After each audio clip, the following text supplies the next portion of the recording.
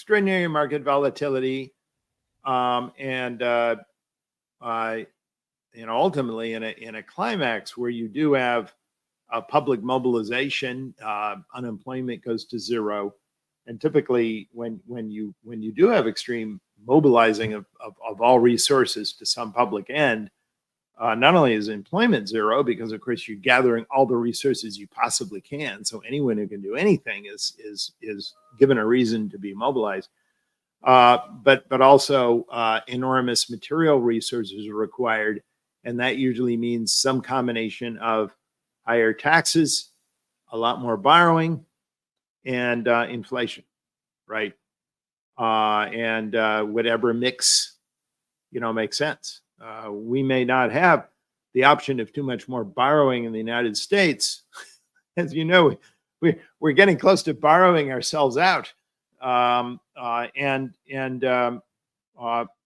the other issue we have too is that in this fourth turning, our public sectors are all very large to begin with, right? So you really get this issue of how much do you have to not spend on some things to be able to afford things that you really need, right?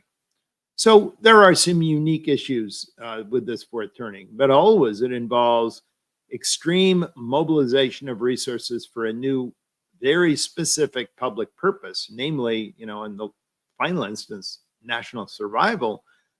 But also it leads to, again, more taxes, more debt, more inflation. And inflation, by the way, is not in this context a problem. It's a solution. It's a form of burden sharing. And every fourth turning ultimately ends in a paroxysm of inflation. So I do think that's one thing to keep in mind when you're thinking about, long-term investment portfolios right now. Nominal fixed income assets, I think, have real problems in this era.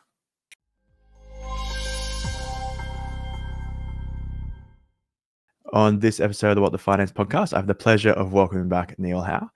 So while he doesn't need an introduction, he is the co-author of the groundbreaking book, The Fourth Turning, and author of the updated version of the book, The Fourth Turning is Here, What the Seasons of History Tell Us About How and When This Crisis Will End. And I have the book here, and I very much enjoyed it last year when we had him on last time. So Neil, thanks so much for coming on the podcast today. Anthony, it's great to be here again. And everything is the same, except you guys have a new government. I understand.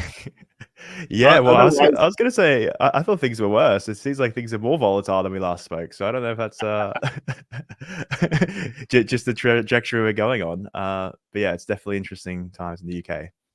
We will soon see if we have a new government as well. So, yeah, hopefully a bit more positive than the UK one, because they're just saying there's only so long you can blame the sort of Tories for. But yeah, so I guess maybe we can start with the book. It's definitely influenced a lot of politicians, a lot of people throughout the past decades from when it was sort of released. So I was wondering for the people who maybe haven't heard about the fourth turning, I guess the four seasons, can you maybe give us a quick explanation of what that is and why it's so important for the world?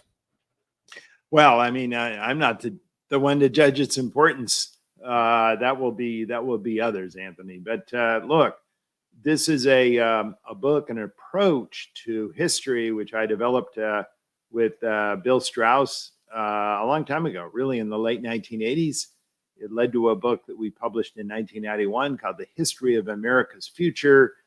And it went on to become The Fourth Turning in 1997. And obviously last year, this new book. Anthony, our approach is based on generations in history. And I think what's unique about our approach to history is we don't, people talk about, well, we have a cycle theory of history, but that's not how we started. We started simply looking at generational change. How do generations shape history in their youth, in their coming of age years, and how do those same generations later on, about 40, 45 years later, as midlife parents, or especially as senior leaders, shape history and therefore shape the next generation? And as we went back and looked very closely at generational succession, not only in American history, but in sort of in our social or cultural lineage back into sort of Anglo-American history. So we went and looked back at British and English history as well. We noticed a pattern, and that became the topic of our book of interest. And indeed, Anthony, our first book, Generations, was really a biographical history of the United States, meaning that we told the entire history of the United States as a succession of generational biographies, each one overlapping with the next.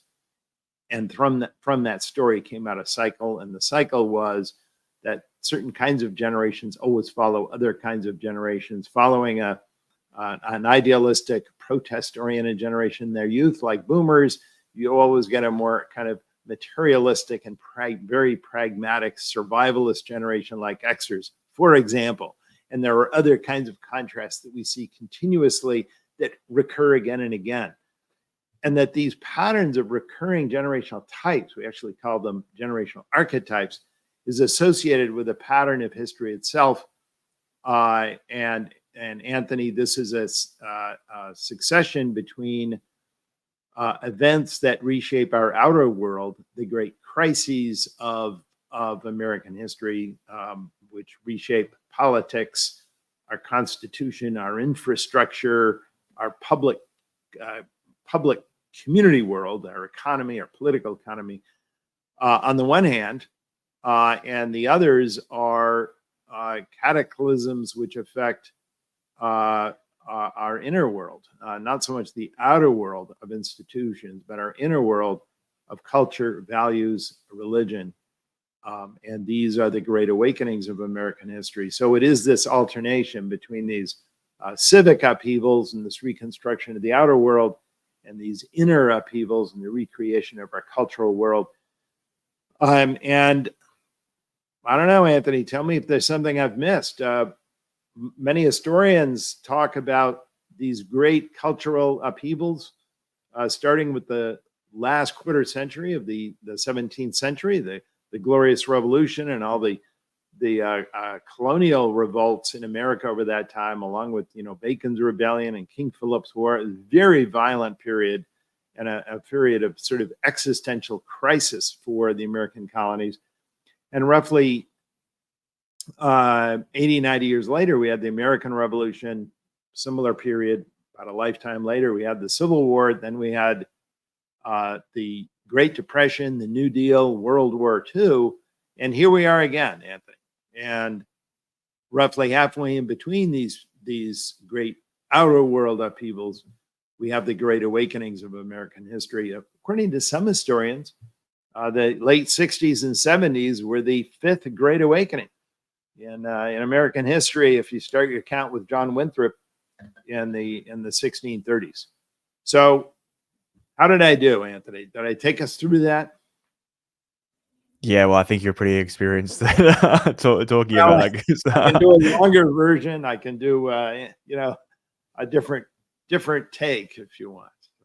Well, I'd be interested in hearing maybe your thoughts on the recent cycle, because I know I've heard some people talk about their thoughts to you, and you sort of say no, not that you have it wrong, but maybe that's sort of not aligned with the actual cycle. So I'd be interested in hearing your thoughts on maybe a quick explanation of the current cycles and how it's played out.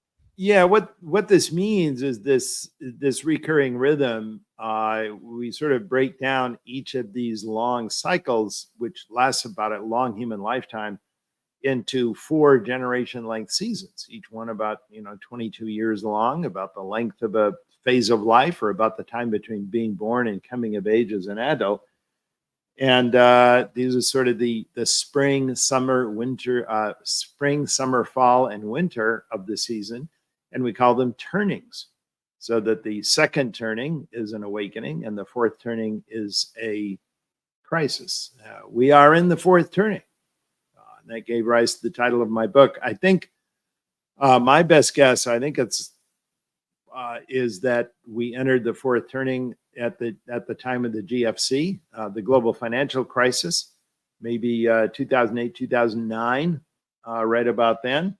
And since then, we've seen this accelerating series of upheavals, socioeconomically, more recently politically. I think we are undergoing now a historic realignment of American politics, which typically happens about every 40, 45 years, twice a cycle, almost like clockwork, since the founding of our Constitution.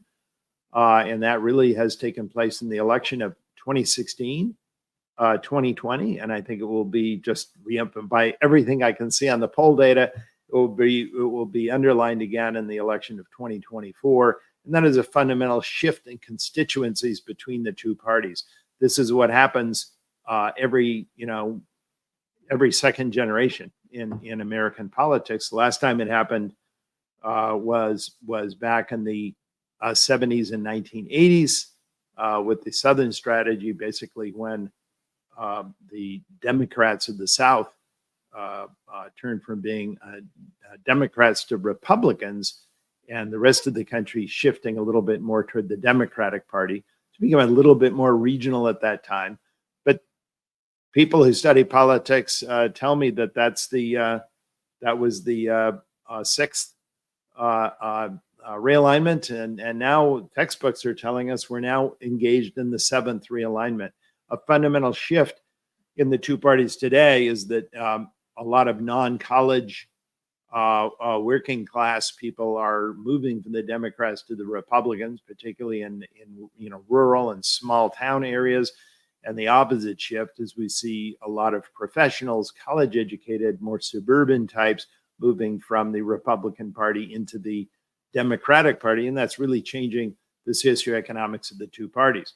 So, I mean, this is an example. And by the way, I should say, Anthony, in our book, we talk about a lot of the other cycles that people have noticed historically, cycles in not only the economic cycle, the long wave, it's sometimes called the K wave, but also cycles in demography, cycles in culture, cycles in family life, and cycles in crime and violence, for instance. So all that and more in our book. Tell me in particular where you want to go. I started talking a little bit about Trump, and I was about to say Biden, but now it's Harris. We have a candidate in that, interestingly, for the first time, really in more than living memory, we have a major party presidential candidate who's never actually won a vote. No primaries, just kind of got in there. This is fascinating.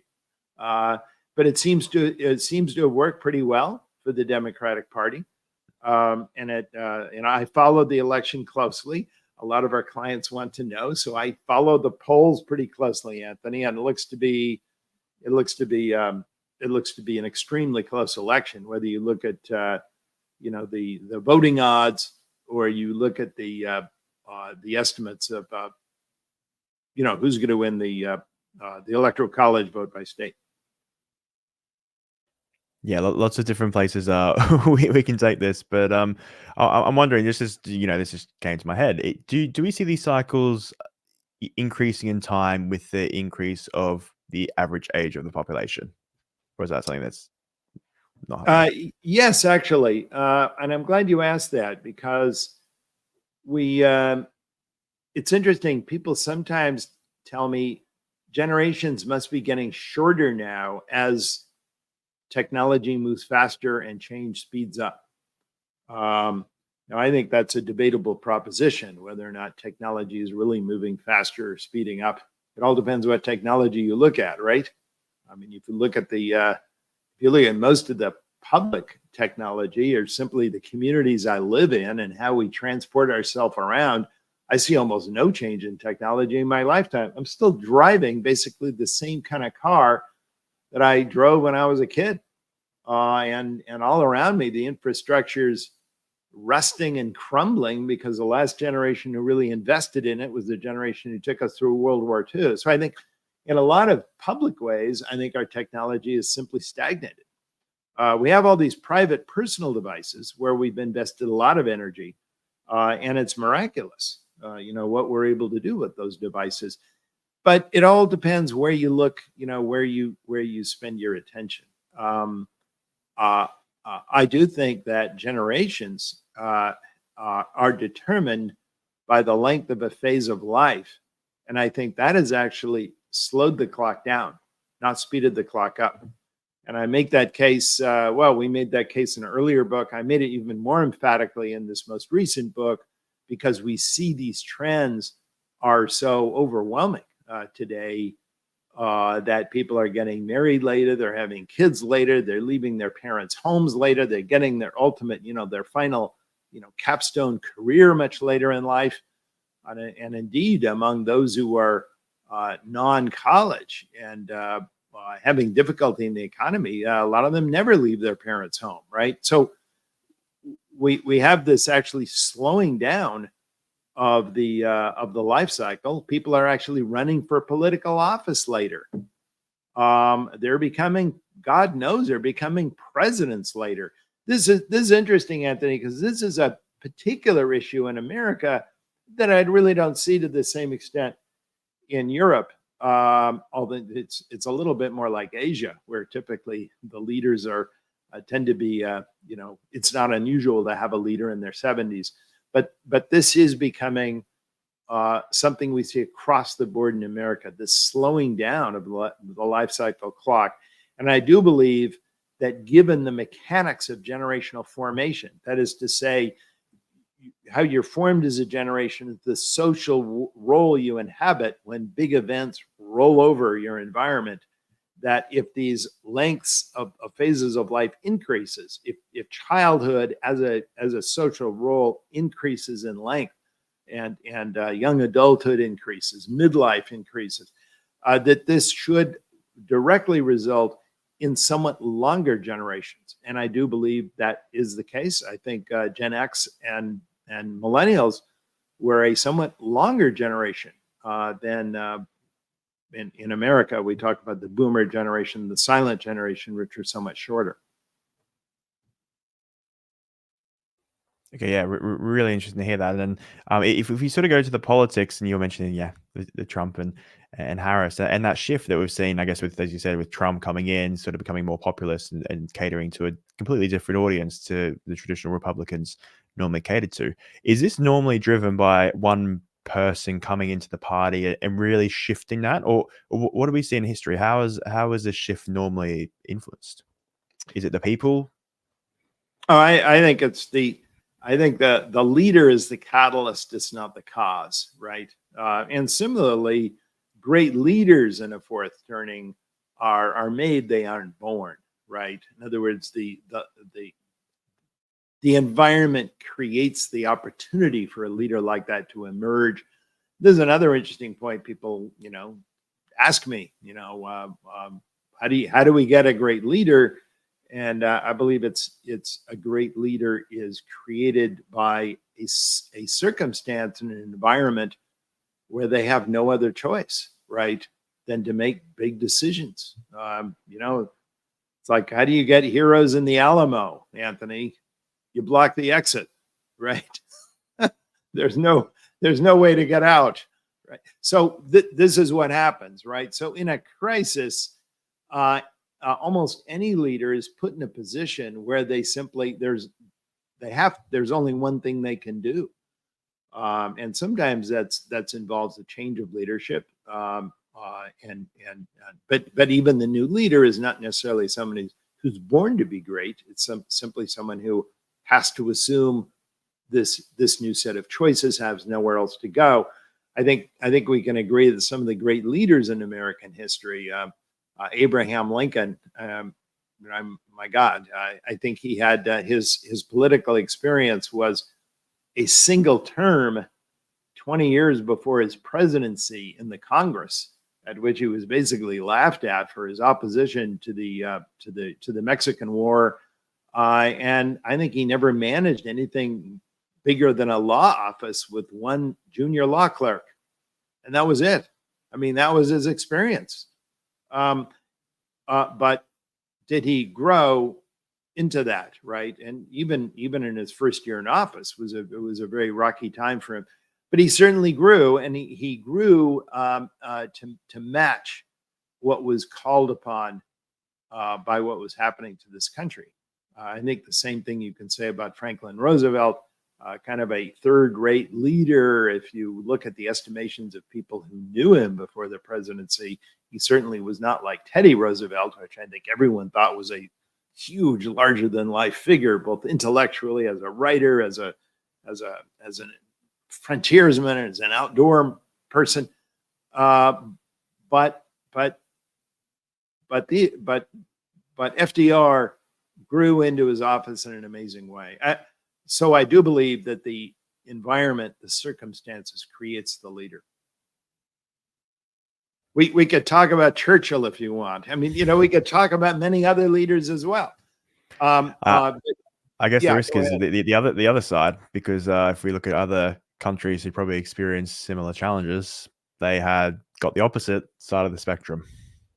You mean what do you mean by that? Leaders. So I guess if you look at the Soviet Union, Germany, Italy, Japan, maybe that was to the institutions in the countries, maybe it's to the other aspects of it. But let me put it this way: they did get strong leaders. They did get leaders who tried to transform their countries into a community, a national community fervently dedicated toward a single end, right, which was victory. Unfortunately, it was unrealistic and led to their disaster, right? But I mean, imagine in America in World War II that it transformed in a similar way, right? Now I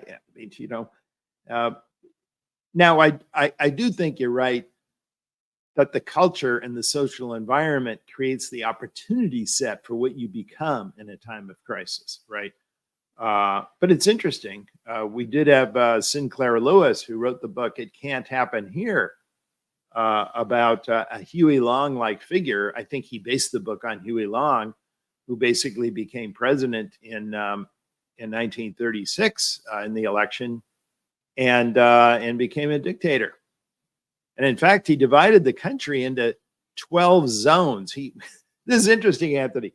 In the novel, and I can't remember who the name of the president was, but he wanted to supersede the states, right? The states, obviously, in the U.S. federal system, got in his way, because we have a constitution that gave states plenary power over these various things they're supposed to do. So he created a new system over the states and divided the entire country into 12 zones or economic regions, each one focusing on wheat or coal or something like that. And guess what? I do think that is the origin of the Hunger Games. I don't know if you recall Hunger Games, but it's exactly that. It was portrayed very well in the movie Hunger Games, where each zone had this kind of lapidary symbol, which was sort of New Deal architecture. It looked very much like the 1930s. I don't know, Anthony, give me your reaction. Tell me if I'm sure you've seen the Hunger Games. Yeah, it's a great movie. I've watched on the plane. But it does have the New Deal architecture, right? The architecture is right out of the 1930s. And the capital city was designed by Riefenstahl. It looks like Nuremberg route. I mean, there is a very 30th, right? You have to admit. And those zones, I can't remember if there are 10 or 12 of them, but I do know that it matches the number of zones in the 1936 Sinclair Lewis book. I don't know. This is just an idea. You can tell me what you think of it.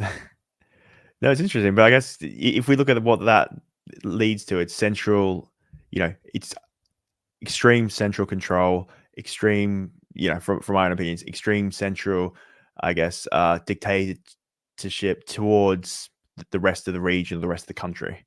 And it seems like that's but to some where extent, things are going. To some extent, we did that with FDR. I mean, FDR changed this entire country into one huge war machine. Ford, General Motors, Kaiser, all of these huge companies, all they did was make more material. We had 0 civilian automobiles produced from 1940 and 1941 on. nothing but jeeps and army trucks. We everything in the American system was changed to according to the orders of Dr. Win the War, as FDR wanted to be known, right?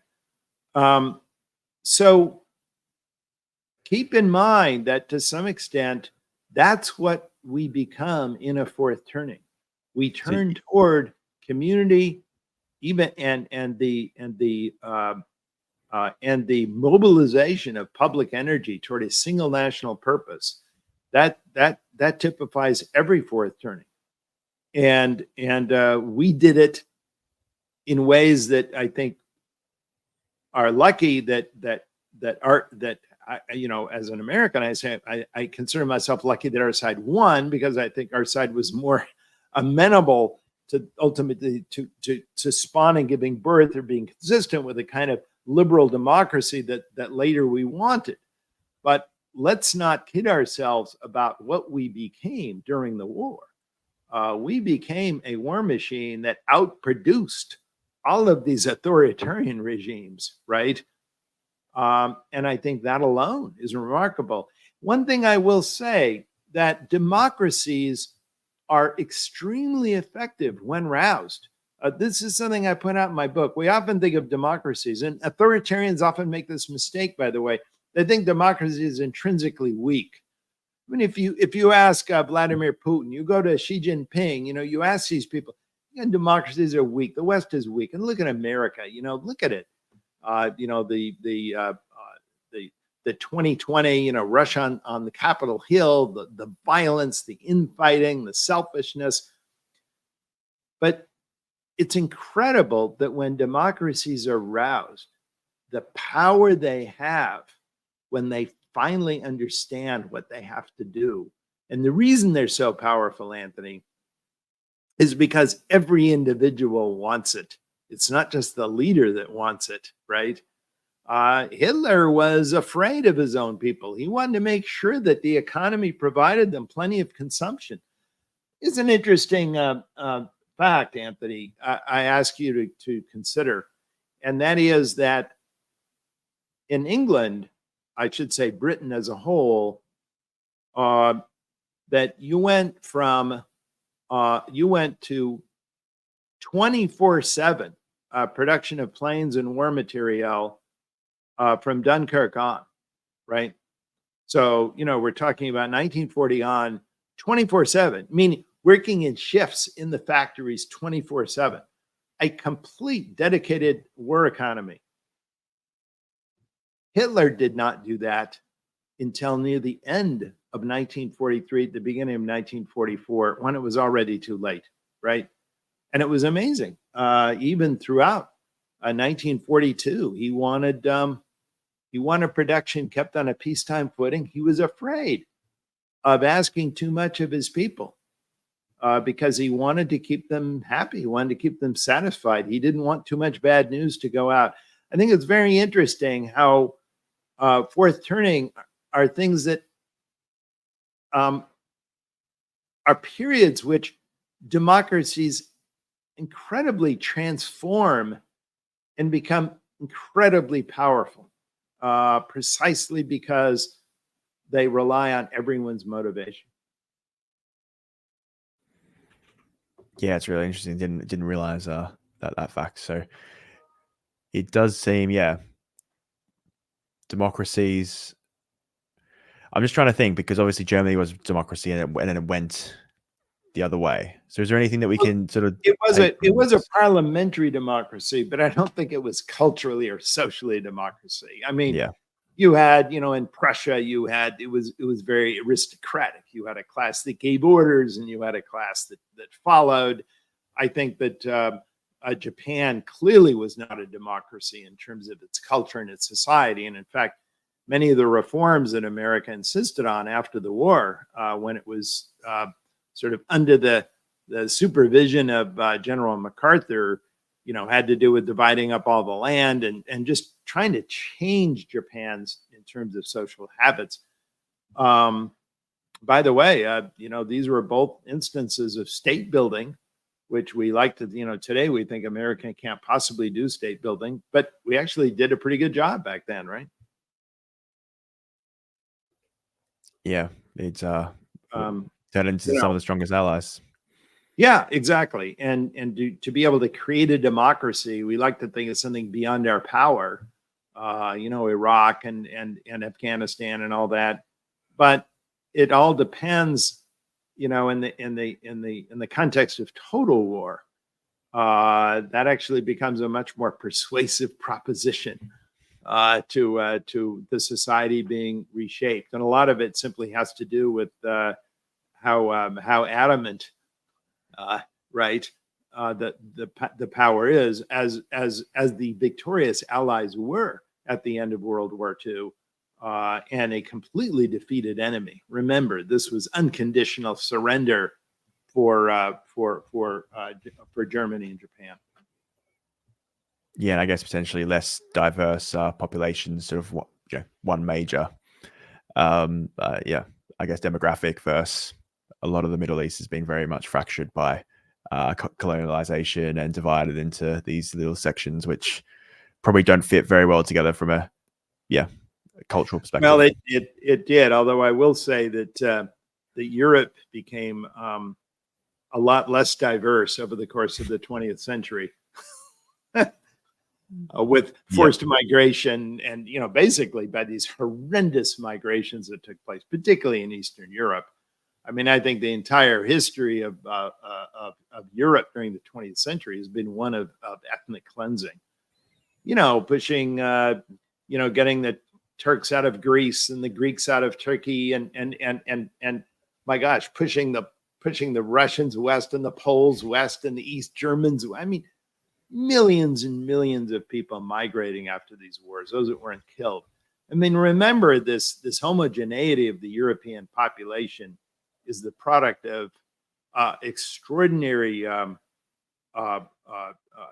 pain and hardship and death. And it was not true. I mean, of the empires that ruled much of Europe before World War I, Europe was a much more multi-ethnic and multicultural place. I was actually recently, Anthony, just last week, in fact, I was in Lithuania, in the town of Vilnius. So Vilnius used to be the capital of the great medieval empire of Poland-Lithuania, which was the largest political entity in Europe for about 3 or 4 centuries. Incredibly multicultural place, right? I mean, there were Poles living there, there were Russians, there was Latin Christians, there was Orthodox Christians, one of the largest Jewish communities in Europe living in Vilnius. Well, as you can imagine, none of that is true anymore today, right? So much of that diversity associated much more with these great empires, which actually had to embrace diversity. Often, of course, there was a tremendous tension. But I don't know. I think about that a lot. Hey everyone, sorry for interrupting. I just wanted to extend a massive thank you to you for listening and tuning in and for your support over these 3 years. So we've had, hundreds of guests that we've welcomed on the podcast. We've had millions of views with hundreds of thousands of different people listening in. So I just wanted to thank you. I started this as a student. I'm now currently working and I've always done this on the side just because I have a passion for it and I've enjoyed it. And probably similar to yourself, you listen to all these, different YouTube channels and podcasts of people listening to different guests. That's how I started, and I just wanted to sort of take the plunge and be able to have the opportunity to speak to these people, and you've made that happen. So thank you very much. Just myself, don't make any money from this, and it's really a passion project. So thanks for supporting that passion of mine. If you wanted to support the channel, all I ask is if you could like, subscribe, or even comment, positive or negative feedback. I'm always willing to take constructive criticism. I'd really appreciate that. But otherwise, thanks so much. If you can believe it, only 14% of our listeners actually subscribe to the podcast. So if you can, great. If not, no problem at all. Thanks for listening, and let's get back to the show. Yeah, and the rise of nationalism, and you could say that's potentially made Europe, there's less conflicts over land. You could one potentially way say. one way of making less conflicts is just run everyone who's different out of town, right? Yeah, move them And somewhere else. this is a lesson, by the way, and it's an essay on by a famous intellectual historian. I actually quote in my most recent book on the twilight of democracy, and his comments were that, and this is near the end of his life in 1941, looking at the demise of democracy throughout much of Europe and Asia during the 1930s. But his comment was that democracy works best when there's really nothing much to talk about. Which is it's a very dark meditation on democracy, and this was when you think about it, right, Anthony? If all you have to talk about is how wide the sidewalks are, right, and the caliber of the sewer pipe and stuff like that, and democracy works really well. But as soon as you begin to talk about fundamental issues, like, how you get to live and what's the purpose of your society, you're talking about religion and culture and social manners and mores, and once you see huge divides in that, does democracy still work? Yeah, and I think a lot of us have experienced that change over the past 20 years or so to something that seemed to work previously and is more friction, and it's more challenging to get to do anything basically today in probably most countries. It is, and by the way, anyone who wants to look at that can find it online. It's by Carl Becker, who wrote the great book, The Heavenly City of the 18th Century Philosophers. And I believe it's called The Dilemma of Democracy. It's a short essay. It's about 20 pages long, but it's quite brilliant. And he makes I guess you could say, the intuitive observation that what do you do if you were completely at odds with the other half of your society? Are you going to let your entire life be decided by the fact that the other side got one more vote? I mean, I don't know. I ask you this question, Andrew.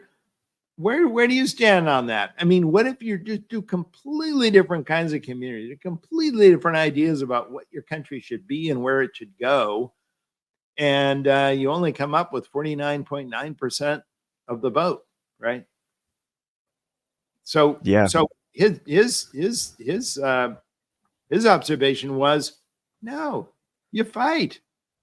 You're not going to just sit down and change. No, you're not going to go along with something where fundamental issues are at stake. And I do believe that when we talk about polarization, this inevitable trend that happens late in the saeculum, what we call late third turning and fourth turning, that's where societies find themselves, polarized internally as well as polarized internationally. And that's why in the fourth turning, two big issues begin to develop. One is internal conflict, and the other is external conflict. And we see both today around the world. In fact, I think we live in fear now of these two, and we don't know what to do about it because they are coming. Yeah, it definitely seems like a larger risk now than it has been previously. But where I want to sort of go, and I think there's something that's really interesting in your sort of original fourth turning book, you had these 5 probably outrageous predictions at the time, which people would have, I'm sure they looked at you and said, really, you think these things are going to happen in the next few decades? And from my understanding, 4 of those have actually happened. So it'd be interesting. Yeah. Did you get that pushback, and then maybe can you go over them as well? People thought we were crazy. So in the original book, which came out in 1997, this was the fourth turning.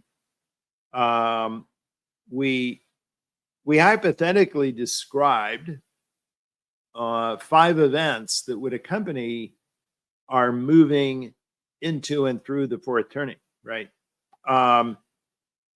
And yeah, and those five, and now 5 of those have happened, Andrew, and one of them hasn't happened. So we can kind of meditate a little bit on that. One of them was a weapon of mass destruction attack on New York City by terrorists with an airplane. Now, I have no idea why we suggested that, but indeed, as we all know, that happened, right?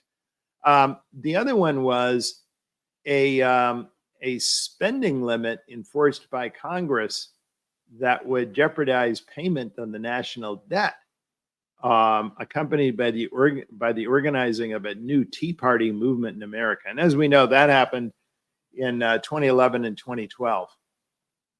So I admit both of those are pretty remarkable. The other one we predicted was that Russia would invade a former Soviet republic. Well, and maybe that's not so far-fetched, although, obviously that has happened more than once. And the other was that a epidemic would break out that would bring about the declaration of national martial law, and the rounding up and quarantining of people. Well, we had COVID, obviously, and I don't think we had the imposition of martial law, not by a long shot.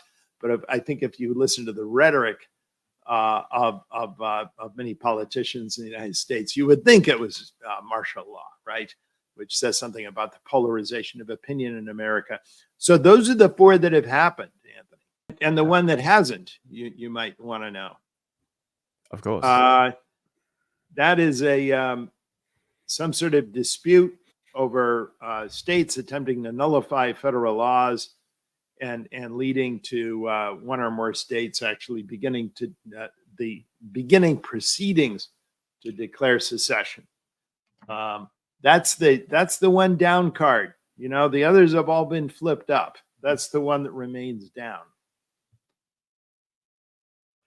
Yeah, and then what do you see something like that looking like? And I know we talked before the interview about, what would something like that look like in Europe? Is that or the rest of the world? Is that sort of someone, maybe Brexit, you could say, is something like that, where they actually left the ECB? Or was that a bit of a push? Yeah, I don't think the EU is quite like, the United States in terms of political integration. The United States became a different kind of country after the Civil War. I should say we became a different kind of country after the Constitution of 1788. Upon ratification, we were no longer a confederacy as we were under the Articles of Confederation, and that was to some extent the great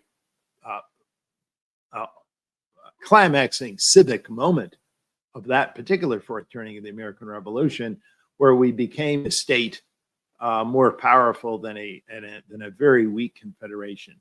But of course, in the following fourth turning, we became even more a nation state with the Civil War. I don't know, Anthony. People have often wondered about the EU. Are you really going to share fiscal resources up to the limit? To how much would European nations ever sacrifice their own sovereignty, for the sake of any member? Yeah, and it seems like when things get hard, everyone goes within, and that seems like what we're seeing at the moment as well. They're putting up borders in the Schengen zone where there's not meant to be any borders. There's all these things that are coming when things get tough. So yeah. Well, what are they going to do? I mean, there's a question for you. And in Germany, for example, we saw the AfD win in three former East European states, right? Thuringia, Saxony, and Brandenburg, I believe. If not win, come in, an amazing, along with the new left-wing party, right? It's amazing that this populist anti-immigrant sentiment. They want to put in rules that would violate the Schengen rules, right? And So what happens? I mean, all of these issues, what happens, right? What happens when the will of a country gets thwarted? I'll tell you what happens. Ultimately, you decide one person wins, you know? Some people don't. I mean, otherwise you fragment, right? And a Yeah. lot of that has to do with leadership. It's interesting that many people came to Lincoln in after he assumed office, in the end of March and beginning of April in 1861, and they said, "Let the South go." Many prominent abolitionists told Lincoln, "Let the South go. With the South gone, we can reshape the Union the way we want to. It's not worth it." And Lincoln considered that and then quickly decided that was completely unviable. Because the problem is, if you let them go, well, then anyone can go. You know what I mean? The whole thing unravels. And that is when your legitimacy is essentially fatally undermined. And he decided, no, I have to fight. And that's when he gave his famous speech about, "I will save the Union. If I have to free the slaves to save the Union, I will do it. If I have to maintain slavery to save the Union, I will do it. But I am dedicated to saving this Union." And that became obviously, the dominant theme of his presidency. It took us into by far the largest war America's ever fought, but it certainly shaped the country. And the question is can the European Union ever be a union without a deciding event like that? I know that I'm certainly not the only one who's asked that question, but it's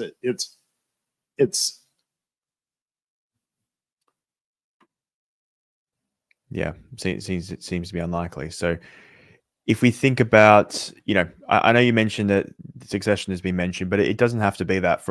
It could be, states refusing to sort of hold up certain laws or certain regulations that the federal yes, government. this is the nullification scenario. Yeah.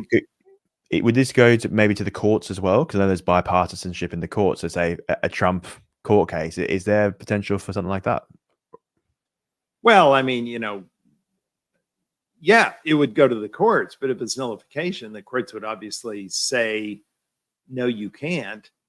But then what would the states do? Or the courts would say, yes, you can. And the new president would say that completely deviates with what we think to be the essential spirit of the Constitution, right? And we've seen that scenario before too, where the president disregards what the Supreme Court says. The problem, Anthony, is that it's the same problem that Lincoln faced. I don't think that nullification stops at nullification. I think it eventually leads to brinksmanship, and brinksmanship leads to conflict. I don't see any other way that can happen. People often tell me, Neil, why can't there just be an amicable divorce? We could just have certain areas of America simply shedding off and so on, and we could just simply call it a day. There are no historical precedents for that. And I mean, no historical precedents, right? It never happens. And the same reason I suggested why Lincoln couldn't make it happen, right? The whole system begins to unravel. There are no cases where a sizable democracy of long standing, I should say a sizable country, whatever its system, democratic or not, which has been in place of long standing, simply amicably deciding to split. And in the book, we kind of talk about why that doesn't happen. Yeah, and you talked about brinkmanship there, and I think that links to geopolitics and potentially what we've seen with how, how different countries are sort of interacting with each other. It does seem like there's a level of brinkmanship where it's trying to push as far as you can without actually, without it sort of going to a hot war. How far can that go? Well, how far can you go? And I think, brinksmanship is easy. I think when you know when democratic leaders come across as very risk averse and willing to do anything to avoid conflict, right? I think we see that with the current administration in the United States, where I think the Biden administration has been very risk averse in terms of not wanting to, let's make sure Putin doesn't get upset, and let's make sure Maderos in Venezuela didn't get too upset, and in other words, announcing red lines but then pulling them back. It almost invites people to push and see how much you can get, right? I mean, I think the idea is the United States would never really do anything without 30 warnings first, right? And I think that whether or not a leader acts like that depends upon who the leader is, I think, to some extent.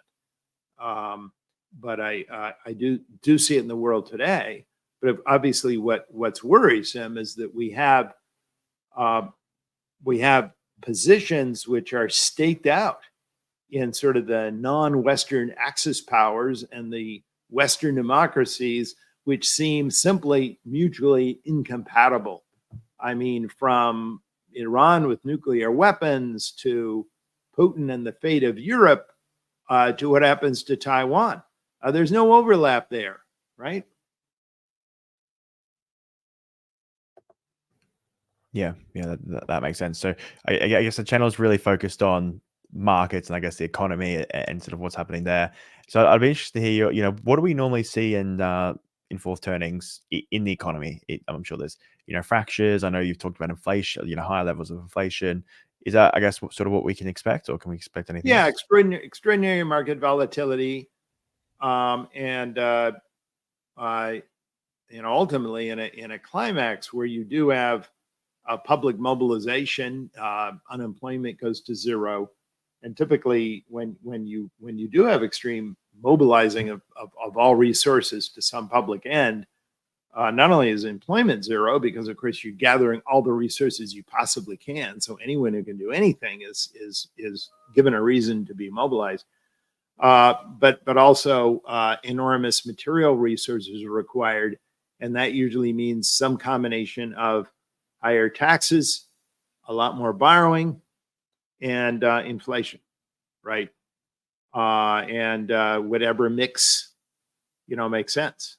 We may not have the option of too much more borrowing in the United States. As you know, we're getting close to borrowing ourselves out. And the other issue we have too is that in this fourth turning, our public sectors are all very large to begin with, right? So you really get this issue of how much do you have to not spend on some things to be able to afford things that you really need, right? So there are some unique issues with this fourth turning, but always it involves extreme mobilization of resources for a new, very specific public purpose, namely, in the final instance, national survival, but also it leads to, again, more taxes, more debt, more inflation. And inflation, by the way, is not in this context a problem. It's a solution. It's a form of burden sharing. And every fourth turning ultimately ends in a paroxysm of inflation. So I do think that's one thing to keep in mind when you're thinking about, long-term investment portfolios right now. Nominal fixed income assets, I think, have real problems in this era. Yeah, and that's what we saw after World War II, where many of those fixed income bonds just dropped massively in value because of that extreme. Yeah, and what's worse is that it's not just that, but it's combined with financial repression. So if you're a bank or if you're a financial institution, the government may just require you to sit on them. You can't sell them. You just have to buy more of them, right? We saw this too during the Civil War. If you wanted to be a bank, you had to actually accept these greenbacks, right? So in other words, financial repression is how you essentially force feed, because let's face it, when inflation starts speeding up, everyone wants to, certainly aren't going to buy more bonds, right? Or would require a much higher interest rate. But with financial repression, you basically require people to do certain things. So the type of asset and your legal relationship to that asset also becomes a big issue, I think, in a crisis. Markets are basically, this is another lesson about fourth turning. Markets are constrained, right? Markets are restructured. People don't have all the choices that they have now. I think you can count on that. At the climax of a fourth turning, markets are overridden. So it's not just that, the Fed and the Treasury are going to come in with this huge gush of money and inflate everything and make sure that everyone is kept whole. But I think there'll also be restrictions to make sure that they won't be prohibitively expensive for government to do that. And that will involve some people being hit with losses. Yeah, and I think we're seeing financial repression with, banks being forced to own bonds. It's obviously it's sort of a way for them to apparently mitigate risk, but they are sort of being strongly encouraged to hold these things, as well as pension funds and other. Yeah, it's amazing too how at least in America, how few Americans understand this. That in certainly in Japan and to some extent in France and Germany, a lot of the big pension funds are really required to own these bonds. So people often wonder, back in the days of, you remember those negative interest rate bonds? You remember that we had back when inflation was so low? Who in the heck buys these things? Well, to some extent, you're sort of in certain official positions, you're sort of required to buy these things. Yeah, I think Austria did a 100-year bond or something, and someone's deeply underwater on that, I assume. But there's a is there a way? So there's sort of a term, anti-fragile. Sort of probably everyone knows it. Nassim Taleb sort of created that, looking at portfolios, but other things. Is there a way that governments and individuals could sort of preempt these challenges and create an anti-fragile systems or portfolios or their own perspectives? Do you see that, or do we have to go through these challenges to become better? I think we have to go through these challenges, Anthony, because I think these challenges are what's necessary in order for us to become community again, right?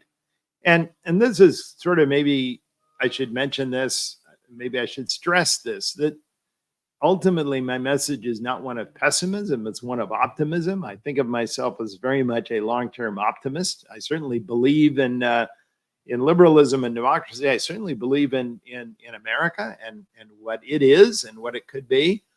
But I do think that the generational process of learning and relearning requires that we relearn community, and it's only learned for a new set of generations through the urgency of crisis. This is a lesson that comes up again and again. And by the end of this fourth turning, we will become more community oriented. We will become a more equal society.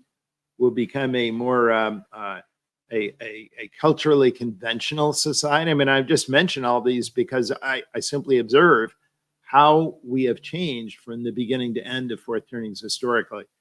We will also be a society which invests much more of its energy and its resources into our long-term future, particularly into young people. This is also something we see after every fourth turning crisis in our history. So I look through those things, and I see these are the commonalities that come out. We become a society where not only do we act like a community, but we're more willing to have our community behavior and rules orchestrated by authorities, which are trusted.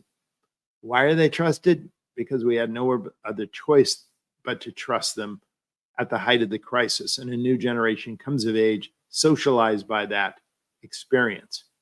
And that changes them. And by extension, it changes the social mood of the country as a whole. And I think that's really the bottom line of the book. it's not like this whole horrible bad news catastrophe. It's rather a season we have to go through in order to rejuvenate our institutions, to get rid of the sclerosis and incapacity that we now find ourselves in. And it's like winter, right? You need winter to kill off certain things so that new things can grow. Yeah, I guess once people, they go from these horrible systems from governments which never work, and then they've sort of saved by, maybe these new systems, and you're far more willing to trust them and to but be people more. People don't give away what they have without being forced to do so, right? And I think that's the process that we talk about. This is it's not a pleasant process because people don't voluntarily start trusting something when they haven't trusted it before. They do it simply because of necessity. Yeah, it's a great point. And I know you mentioned that you sort of look at the more shorter term macro indicators and what we're seeing in the economy and overall. So, what are you currently seeing in the economy? I know there's sort of talk about softness and potentially recession warning. Is that something you're seeing as well, or can the Fed save the day? Well, I do see the economy softening quite a bit, and some of the employment indicators are very weak.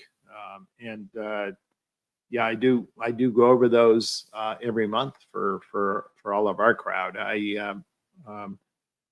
The U.S. economy has been the locomotive pulling the train. I guess we used to use that metaphor back in the 1980s and 1990s.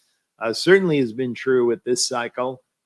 We've had an economy that's been very strong, tremendous employment increases, largely due, by the way, to a very large immigration flow that we've experienced since our exit from COVID, which has probably extended the business cycle a little bit further than it would have been otherwise. But we now see that employment expansion coming to an end. And on one of our most popular BLS series, which is called the CPS Employment Survey. This is the household survey. They call people up and say, is anyone employed in your household? We've actually seen for the first time, we almost never see this except when we're in recession. We actually see year over year negative growth in employed persons. So that's the extent to which we see signs of truly softening employment growth. In fact, a lot of our employment indicators now are very much year over year, very much in the red.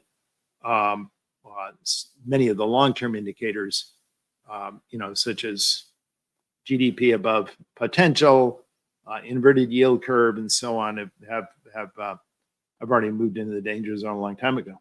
As much as 2 years ago. In fact, I would say the big interesting thing now that people are talking about in the United States is the fact that the Fed is cutting, and the 10-year, 2-year yield curve is actually de-inverted, which is very often happens right before we move into recession. That is to say, the Fed pulls on the brakes, the economy slows and slows and slows, and typically the Fed then cuts rates.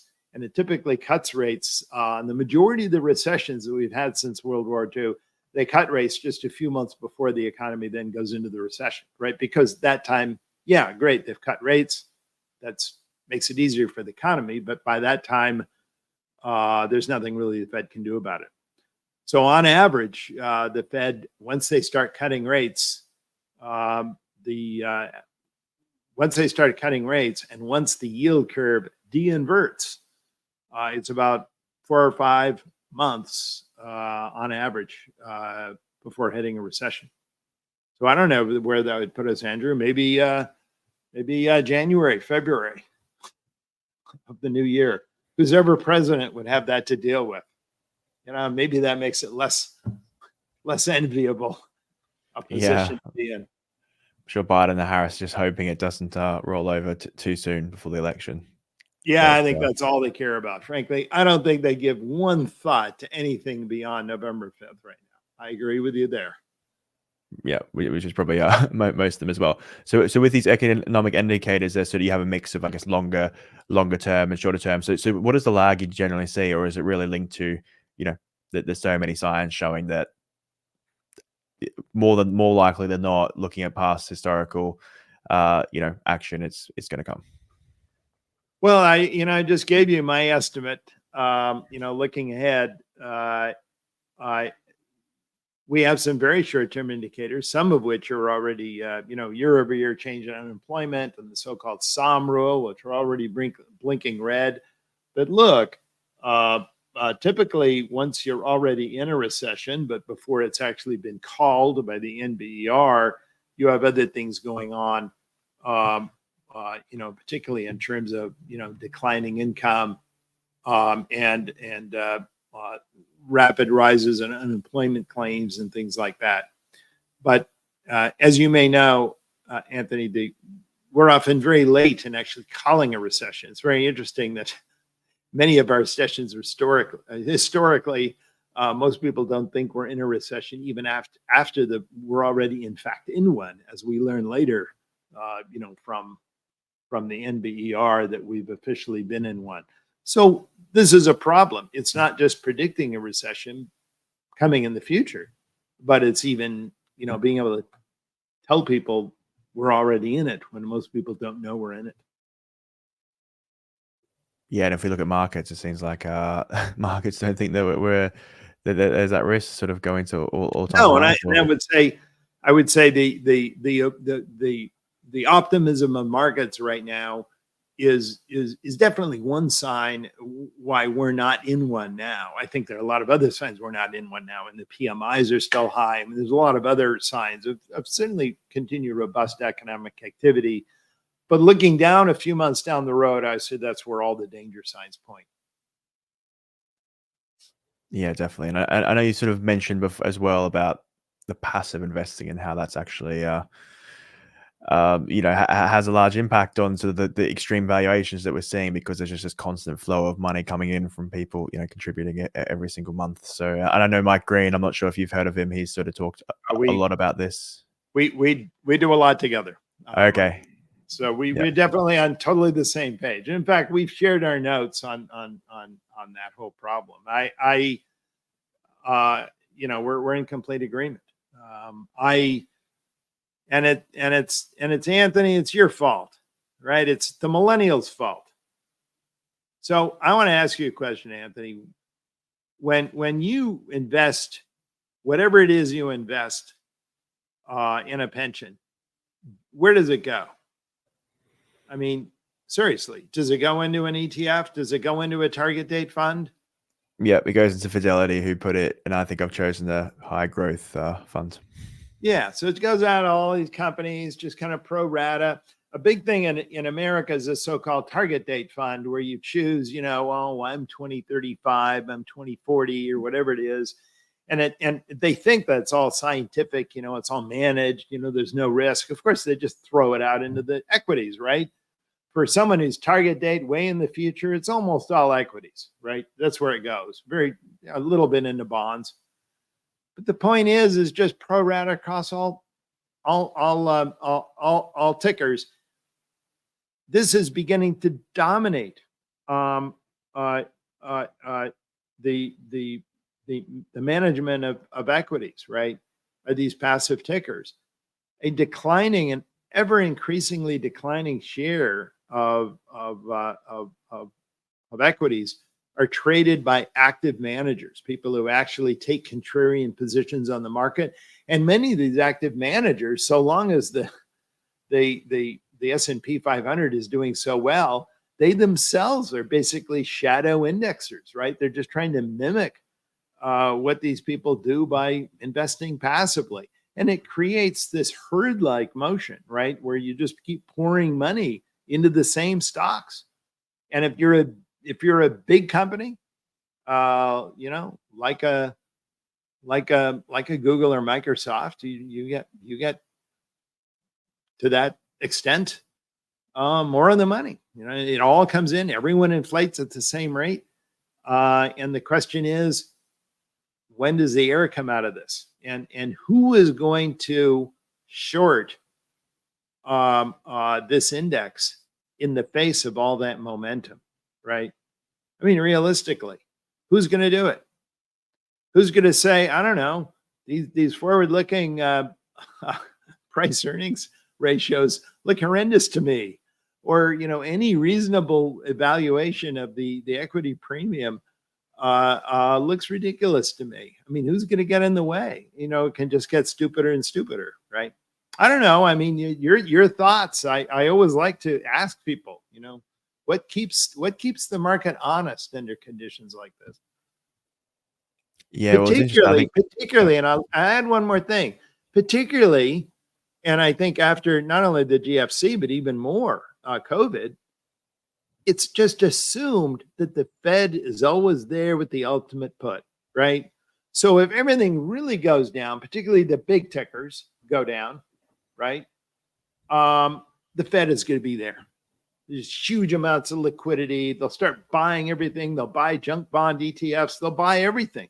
Just make sure that the market's up there. I think that's actually what millennials are counting on. Millennials want to make sure that they're invested in the big companies and the big indexes, because they know the Fed's going to care about that. They're not going to invest in some tiny little company. If it goes bankrupt, no one's going to care, right? Yeah, well, you could say as well that they're just amazing businesses that are basically monopolies. So that's another reason why there's not really many other options to invest in. There's lots that there are a few that are coming up and they're growing. But you also see poor capital allocators. Intel is a great example. PayPal at one point, these companies that they didn't perform well and they absolutely crashed 90%.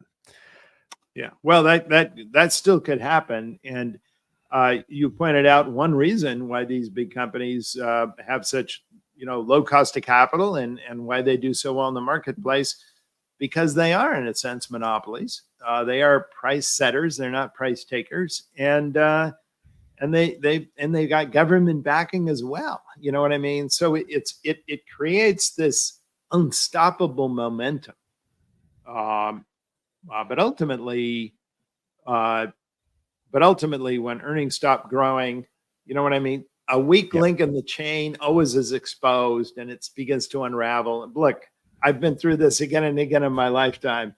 Things do crash. Things do turn around, and then you get prices going down, which creates the opposite psychology, and it gets a lot less pleasant. Yeah, but I guess with with inflation, bonds used to be the safe asset. Now they actually decrease in value when there's inflation. Who would have thought? So that's a risk. So I think at one point the big caps were actually the safe assets, and where else do you put your money? Maybe gold, but that's mainly being bought up by BRICS and other countries like that, or the West basically seems to be selling all their gold. Before the Fed started cutting, it was treasury bills. It was short-term debt. Turns over very quickly, and you're getting 5%. Or a little bit more than 5%. And if you do a 1 year, a 2 year, something like anyway, very little capital risk, extremely liquid, and even a high real rate of return. And that's why the risk premium for equities seem to be in so much trouble, because you could get this effortless rate of return on a completely risk-free asset. Now that the Fed's cutting, you don't that option is going to be declining a little bit. But unfortunately, what's really going to undermine it is when employment begins to drop and earnings begin to drop. Earnings will drop much faster than overall personal PCE and investment. I mean, the earnings is the first thing to go, and that's what will create panic. Yeah, definitely. But Neil, thanks so much for your time. Really appreciate how generous you've been with your time. So over an hour now, so very much appreciate that. But my last question, I know you sort of did it before, a bit of a message you want people to take away. Is that the message you want, with the positivity and saying that this is, while these things are really tough during the time, it does bring out positivity? Or is there anything else that you want people to take away? Absolutely. No, I think positivity. I often tell people, you want to live in boring times where nothing changes and everything's perfect? Or do you want to be a process? You want to be part of a process whereby you participate in actually regrowing institutions and remaking institutions that no longer work and making them into something that could work. In other words, being part of that process of moving from potential to actuality and something that works. I think there's a tremendous amount of collective achievement there. I think that's the generational experience, particularly for young people today, is looking forward to a time when they can actually participate in something which will make the world a better place, even if they will have to do it under the shadow of the world, quite possibly being a worse place. But that is a process we go through repeatedly. That's what creates generations, and that's ultimately contributes to the long historical rhythm that we've been talking about here. Yep, great message. So Neil, thanks again. If anyone wanted to find out more about your work, I know, obviously the book we've mentioned, I'll put a link below. Is there anywhere else that people can find? Yeah, we do have a Substack. If you just go on and type Demography Unplugged, that's where you get into it. So great. And is there anything else you're working on, or it's too early to say, or nothing at all? I think that's it for now. Okay. We'll have another show later and we can talk about other stuff. Yep, great. Thanks again. Thanks, Anthony. Hey everyone, thank you for listening. I really appreciate the support. If you've got value out of this, I'd really appreciate it if you could like, subscribe, or comment, good or bad feedback. I'm always open to that. But it really helps with the channel. As I said before, only about 14% of people actually subscribe to this channel. So if you were to that, it would really help. It could mean we could continue to grow.